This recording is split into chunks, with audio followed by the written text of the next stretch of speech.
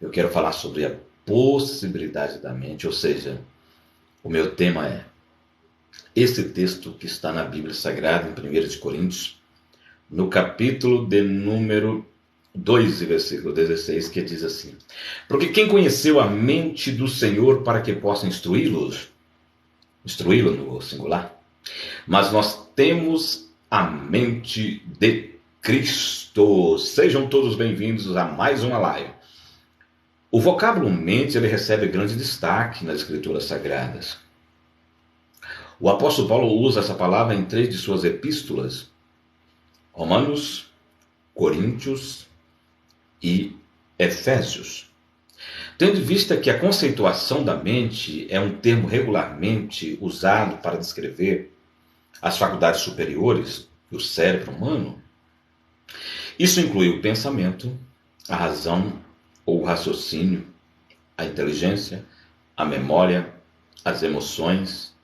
E várias vezes nas escrituras a mente é chamada de entendimento ou sentido. Mente é o lugar onde são armazenados os pensamentos, que posteriormente se transformam em ideias, palavras e decisões. É o lugar onde brota a capacidade de discernir. No cristão, no crente em Cristo, mente é o lugar onde, através da memória, são acumulados os acontecimentos, as experiências e os projetos de Deus que revelam a sua vontade desde o passado, conforme está em Lamentações, no capítulo 13, versículo 21. Em segundo lugar, as possibilidades da mente. Ela pode ser negligente, ela pode ser criativa, ela deve ser cristocêntrica, ela deve ser pura, ela deve ser espiritual. Mas existe um outro fator muito importante, muito ponderante, que nós precisamos enfatizar, que é os conflitos da mente. Os mais acirrados combates e conflitos experimentados pelo cristão durante a sua jornada terrena, claro, que situa-se precisamente no campo da mente. Quando nós lemos a segunda epístola de Paulo, conforme está a segunda epístola de Paulo a Coríntio, e ele fala sobre aquele embate espiritual que está no capítulo de número 10, é importante salientar que quando o apóstolo Paulo fala que as armas da nossa milícia não são carnais, mas sim poderosas em Deus para destruição de fortalezas, em outras traduções bíblicas diz sofismas, é importante enfatizar dizendo que o maior campo de batalha do cristão é o campo da mente. É onde o nosso arco inimigo, inimigo da igreja, inimigo de Deus, e nosso inimigo, ele tenta com seus dardos inflamados, com as suas flechas inflamadas, atingir a nossa mente. Ou eu e você, nós temos o controle total da nossa mente, ou nós cedemos o controle total da nossa mente. Agora, é preciso entender que os pensamentos intrusivos, muitas das vezes, ele não vem por parte do diabo.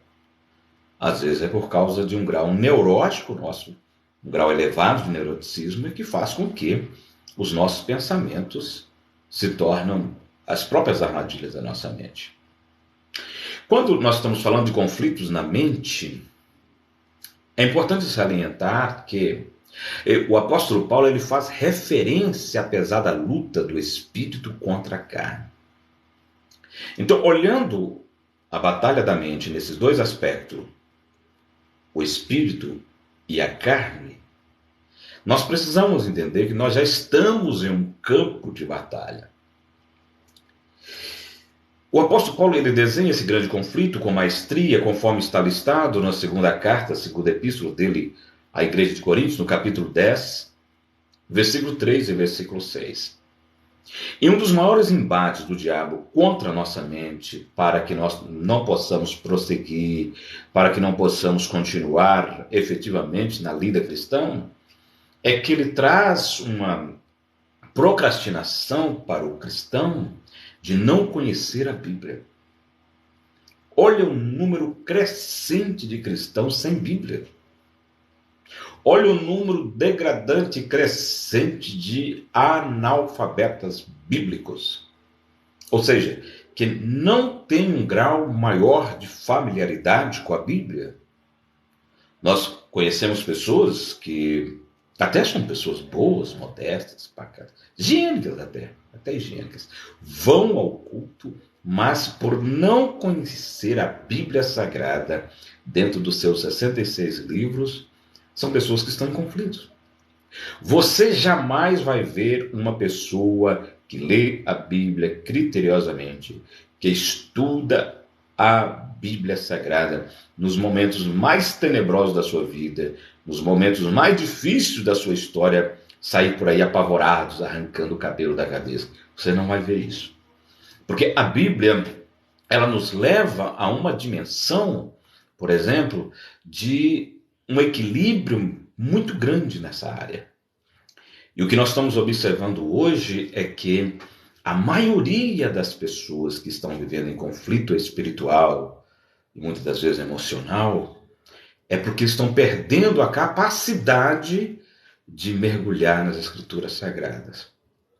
Quando Paulo fala que a nossa luta, a nossa batalha, ela não é contra a carne nem contra o sangue, mas sim contra principados, contra potestade, contra hostes espirituais da maldade. E lá no capítulo 6 de Efésios, ele lista muito bem, mostrando como um soldado do primeiro século, e ele fala sobre o capacete da salvação, porque muitas pessoas são alvejadas no cérebro. Ele fala, por exemplo, sobre a couraça, porque muitas pessoas é alvejada no coração, e por que dizer no tórax. Ele fala não somente sobre isso, mas ele lista e fala também, por exemplo, sobre o escudo da fé. Gente, a fé é algo tremendo. A fé, o que é fé? Fé é eu crer no incrível de Deus. O que é fé? A fé me projeta para o impossível. As pessoas hoje estão com uma fé muito chão, muito rasteira, muito corriqueiras. A fé, ela me leva a olhar além dos horizontes. A fé, ela me posta no presente, mas me remete ao futuro. O que é fé? Fé é eu crer no impossível de Deus. O que é fé? Fé é eu entender que o Deus que está acima das estrelas, ele é suficiente para fazer muito além do que eu estou pedindo ou pensando. Então, basicamente, a fé espiritual, ela é muito boa, mas a melhor é a fé sobrenatural. Quando acaba o recurso humano e eu não tenho nenhuma possibilidade, humanamente falando, mas lá dentro de mim foi introjetada uma fé pela ressurreição de Cristo no primeiro dia da semana. E essa fé, ela me faz tornar um gigante. Ela me faz tornar uma pessoa que eu creio além das possibilidades de que o Senhor vai operar um milagre. Quando o médico diz não tem jeito, é nessa hora que entra em evidência esse tipo de fé que eu estou falando aqui. Marta, irmã de Lázaro, ela manifestou alguns tipos de fé, conforme está em João capítulo 11. E uma das fés que foi manifestada ali foi uma fé futurista. Ou seja, ela acreditava na ressurreição de Lázaro, mas na ressurreição do último dia. Ela não acreditava para o presente efetivo. Quando ela falou assim, Senhor, eu creio que ele vai ressuscitar, mas na ressurreição dos mortos nos últimos dias, Jesus estava falando para já. Nós precisamos ler a Bíblia e entender a mensagem dela para a nossa vida. Uma fé futurista, eu creio em Jesus lá para o ano de 2050. Você não sabe se vai estar aqui. Eu creio em Jesus, mas eu creio em Jesus para determinados fins. Eu não creio em Jesus para o agora. Existe uma fé que eu vejo hoje, com raríssima exceção de algumas pessoas que têm uma fé espiritual e uma fé sobrenatural. Eu vejo muitas pessoas que querem fazer barganha com Deus. Deus, eu te dou isso, se eu me der isto. Isso é barganha. Deus não entra nesse meio, nesse covil. Existe aquela pessoa que diz, por não conhecer a Deus, que também tem fé. Por exemplo, existem algumas pessoas, por exemplo, um hébreo, ele diz assim, eu também creio em Deus. Isso é lógico, isso é uma fé natural. Agora, a fé para nós nos projetarmos diante dos embates, das batalhas espirituais, nós precisamos primeiro entender que nós temos a mente de Cristo, conforme está em Coríntios, no capítulo 2, versículo 16. Que mente é essa? Conforme eu deixei no vídeo aqui agora, que eu acabei de gravar. Essa mente que me leva, por exemplo, eu só falo porque eu pensei. Você é o que você fala. Você sabia que as suas palavras têm poder? Ela tem poder para você avançar. O que você fala te remete ao sucesso. O que você fala te remete ao futuro. O que você fala te remete a ter vitórias da parte de Deus. Mas as suas palavras podem ser também, por exemplo, sentenças contra a sua própria vida. Você lembra daquela mulher de Jacó, que disse, dai-me filho, senão eu morro? E Deus deu filho, mas ela morreu.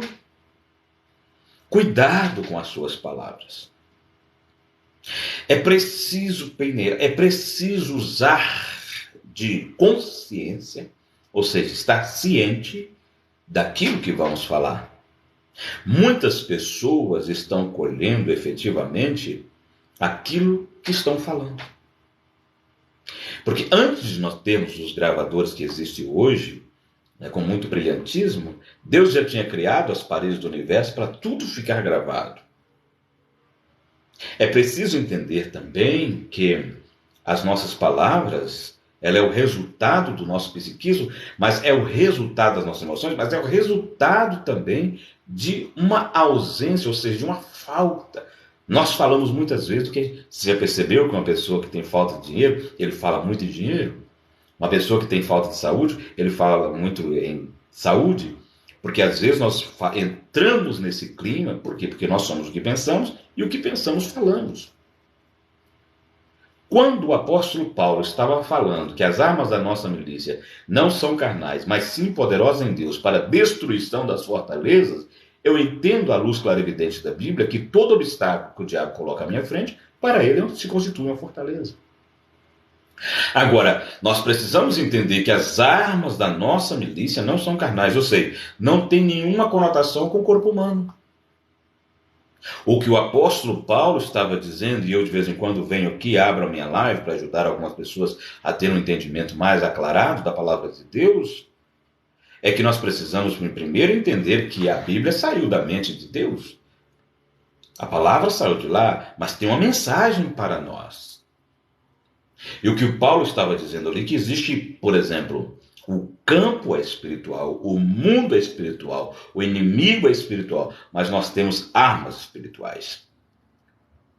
E as armas espirituais que nós temos são armas que dá tanto para defender quanto para atacar.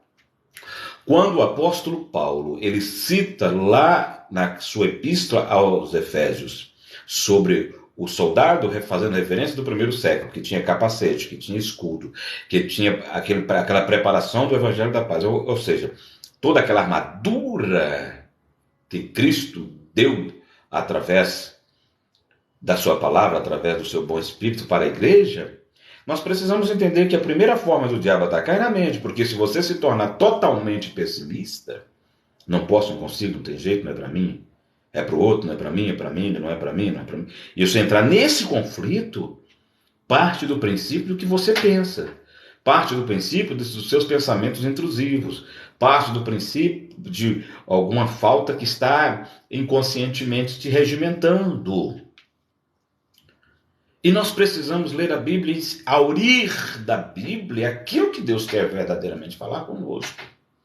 E o que Deus está dizendo é o seguinte: você é o que você pensa, o que você pensa você fala, o que você fala você vibra, o que você vibra, isso vem uma lei de atração para a sua vida. Então, faça como Elias. Elias disse o quê? Não vai chover segundo a minha palavra. E Deus fechou os céus. Vamos mudar, vamos ter um hábito melhor, tanto de pensamento, tanto de fala. Porque há uma conexão, minha gente, da visão, da audição e da fala. Deus criou tudo com conexões. Então, o que você ouve também determina quem você é. O que você vê determina quem você é. Eu vejo algumas pessoas que me procuram dizendo assim: pastor Divaldo, eu estou tendo crise de pânico. Eu pergunto: o que você está assistindo? Aí eu gosto de filme de terror.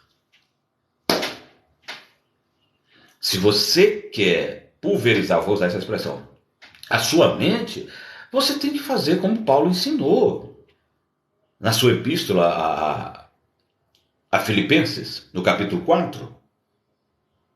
Quando ele diz assim: nós devemos pensar em tudo que é amável, tudo que é de boa fama, nós devemos preencher essa cachola, essa mente de coisas boas. Eu observo alguns pregadores que estão aí, que estão simplesmente rotulando, falando de si, falando das suas próprias emoções. Por quê? Porque, na verdade, a pessoa é o que ela pensa, o que pensa, fala, mas você é também o que ouve, você é o que lê também. Então, é preciso nós entendermos que tudo que Deus fez com conexões, para que nós tenhamos uma vida abençoada, efetiva, brilhante, entendendo que a sua mente, ela precisa estar protegida. E quando eu falo protegida, eu estou falando protegida porque ela vai estar cheia da palavra. Você sabia que todo ataque, todo ardil, nós não podemos brincar com o inimigo, mas também a Bíblia diz que nós não devemos temer os seus ardis. Todo ataque do diabo, toda seta inflamada do inferno contra a sua mente, quando o diabo lança uma fleta inflamada, nós temos 25 textos bíblicos para refutar. Eu fiz rádio há muito tempo, eu fui locutor há alguns anos, e uma coisa que uma vez eu recebi uma afronta direta, incisiva, de alguém para tentar desviar-nos do princípio, e eu disse para ele num debate assim: olha, tudo que você falar com 10, eu vou refutar com 5 minutos. Porque toda arma preparada, ela não vai prosperar. Toda vez que você lançar uma seta, isso é, ele estava me atacando e eu, na minha defesa, usando a palavra de Deus para contra-atacar. Então, toda seta inflamada do inimigo contra a sua mente, nós temos 25 textos bíblicos para refutar. Então a vitória é sempre nossa, pelo poder da palavra, pelo poder do sangue, pelo poder do nome de Jesus. O que eu quero dizer com isso?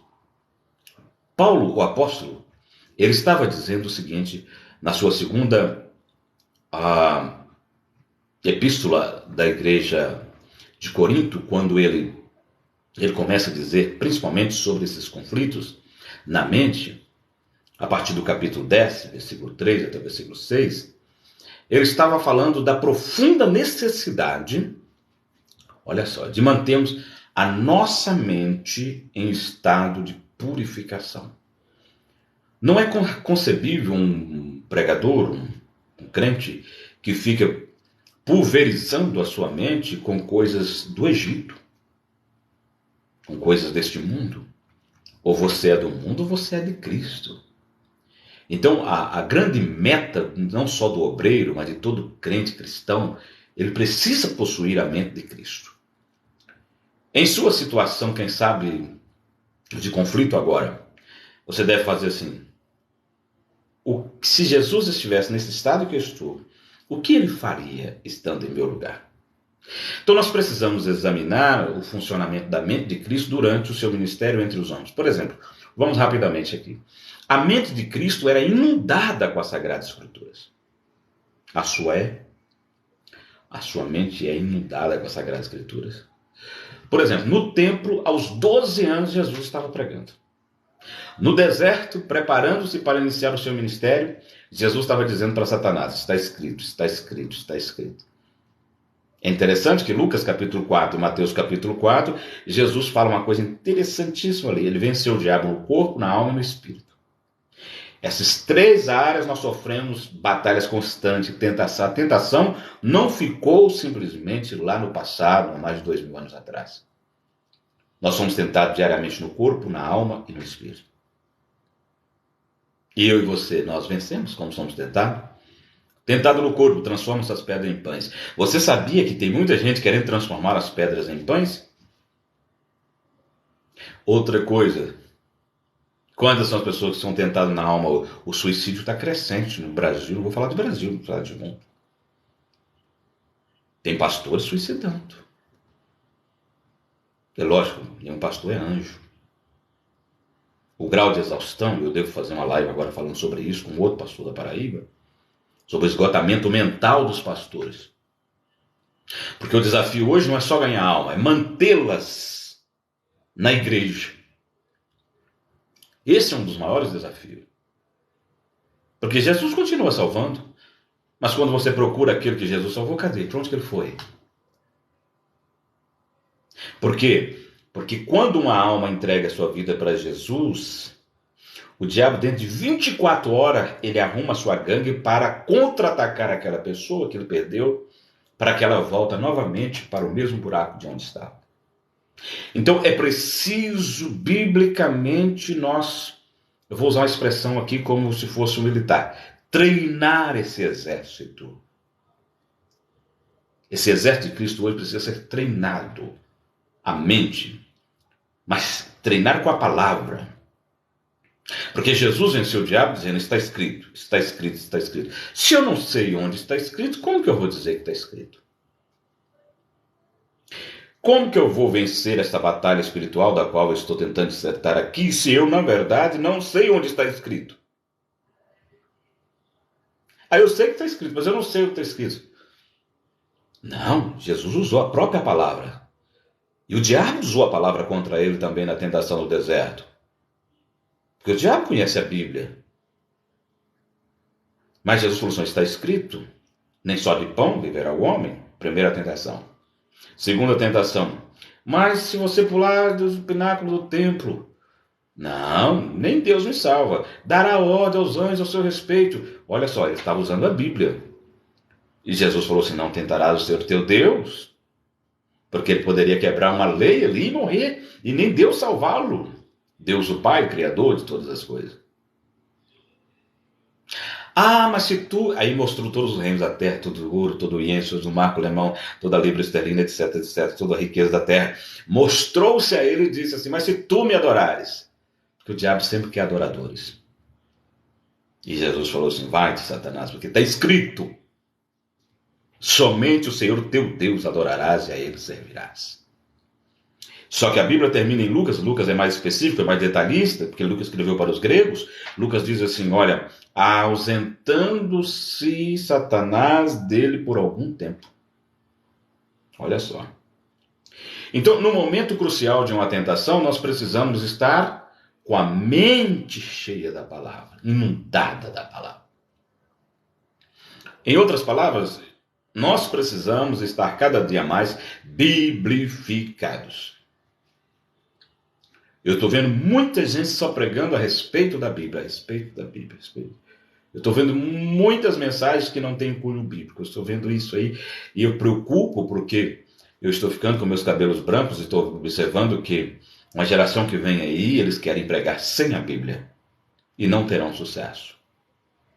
Passarão, pode observar, a maioria dos pregadores que pregaram a respeito da Bíblia, a maioria dos pregadores que gritavam e não pregavam a Bíblia, desapareceram já. Se você não vê falar mais o nome dele. Porque Deus tem compromisso com a palavra. Você que me dá a honra do privilégio do seu nome aparecer aqui, pelo menos o seu rosto, quem sabe você está na janelinha me vendo, eu pediria até a gentileza que entrasse. Você, quem sabe, deve ter mais ou menos a minha idade. Vamos ajudar esses jovens pregadores, aconselhando-os. dizendo para eles, na verdade, olha, leia a Bíblia, coma a Bíblia, deguste a Bíblia, só não brinque com a Bíblia. Porque o sucesso de um obreiro, o sucesso de um cristão, o sucesso do crente está em ter sua mente inundada da palavra. Quando nós olhamos a administração dos sermões de Jesus, olha os sermões de Jesus, que são os evangelhos. Até na cruz. Então a mente de Cristo era inundada com as Sagradas Escrituras. A mente de Cristo era possuída pelo espírito de sabedoria. Por exemplo, aquelas palavras que ele dirigiu a Zaqueu, conforme está em Lucas capítulo 19. O exemplo, por exemplo, das suas pregações, conforme está em João capítulo 3 e João capítulo 4. Também João capítulo 5 e etc. A Bíblia está repleta. O exemplo das citações feitas por ele do Antigo Testamento, meu Deus, que riqueza! O exemplo das parábolas, as parábolas, meu Deus. Eu estou com uma mensagem no canal e está em outras plataformas aí, falando um pouco sobre quem era aquele, da parábola do bom samaritano, quem era aquele viajante, quem era aquele que desceu. A ordem de Deus não é para descer, a ordem de Deus é para prosseguir, a ordem de Deus é para subir, a ordem de Deus é para perseverar, a ordem de Deus é para continuar. Mas aquele moço desceu.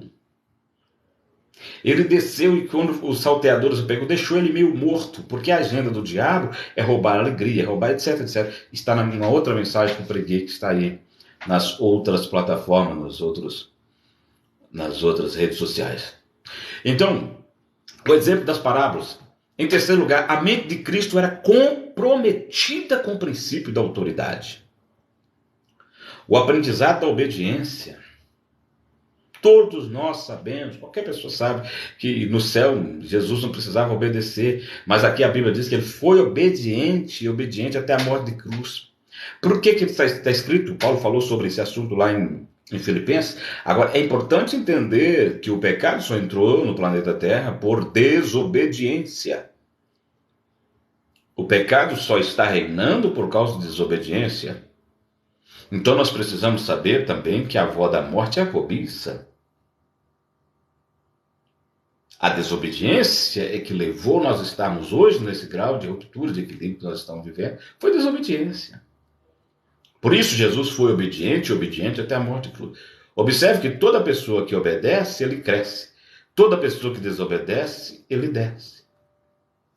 Então, a obediência nos remete à prosperidade, a obediência nos remete à bênção de Deus, a obediência nos leva para frente, a obediência faz com que nós prosperamos em tudo. Então, é importante dizer que a submissão, por exemplo, né? O aprendizado da obediência, a submissão à autoridade no plano horizontal, a submissão à autoridade no plano vertical, sua submissão à autoridade no Getsemane e na cruz. Pai, só vou citar isso aqui porque senão o assunto vai ficar aqui por muito tempo. Todavia, faça a sua vontade, não faça sacrificial. Sua declaração a Pilatos, para isto vinha o mundo. No Monte da Transfiguração, conversando com Moisés e Elias, o tema foi sua morte. A mente de Cristo o levou a ter uma de suas prioridades, produzir profunda influência em seus ouvintes, seus interlocutores e seus liderados. Em Caná da Galileia, por exemplo, seus discípulos creram nele, conforme está em João, capítulo 2. Nicodemos se calou diante dele, conforme João, capítulo 3. A samaritana convenceu-se da sua messianidade, em João, capítulo 4. O paralítico de Betesda obteve uma transformação no espírito, na alma e no corpo, conforme João, capítulo 5. Veja só que riqueza. A mente de Cristo o impulsionava a tomar decisões proféticas. Você sabia? A decisão de não curar o paralítico da Porta Formosa, em Atos capítulo 3, ele deixou essa tarefa para Pedro e João. Olha que coisa linda! Você sabia? A decisão de usar um caminho mais longo a fim de passar por Samaria, João 4. Como entender esse princípio? A mente de Cristo o impulsionava a tomar decisões proféticas. Por que não estudar sobre a mente de Cristo? E Paulo está dizendo, mas nós temos a mente de Cristo. A decisão de transformar água em vinho em Caná, em João capítulo 2. A decisão de não atender o pedido da mãe de Tiago e João, Mateus capítulo 20, 21, versículo 21 e o versículo 22. Bem como não atender imediatamente o pedido de Maria e Marta, conforme João capítulo 11. Nós vamos ver agora nesse quinto item aqui que eu desdobrei, claro, exemplos de homens com a mente de Cristo. Número 1. O legislador Moisés. Ele tinha uma mente de Cristo. Número 2. O juiz Samuel. Meu Deus, nenhuma palavra caiu por terra. Número 3. O rei Davi. Um homem segundo o coração de Deus. Número 4. O profeta Isaías, o profeta messiânico, que profetizou cerca de 700 anos antes de Jesus vir. É tanto que quando eu leio, quando eu estudo, quando eu prego sobre o livro do profeta messiânico Isaías, eu sempre estou olhando os primeiros, porque são 66 capítulos, os 33 antes e os 33 posterior. Se nós não tivéssemos a Bíblia toda compilada, imprimida, que temos hoje, e tivéssemos só o livro do profeta Isaías, nós já teríamos tudo a respeito do céu, de salvação, etc, etc. Olha que riqueza! Por que não estudar a Bíblia? O precursor João Batista, o apóstolo Paulo, esses homens tinham a mente de Cristo.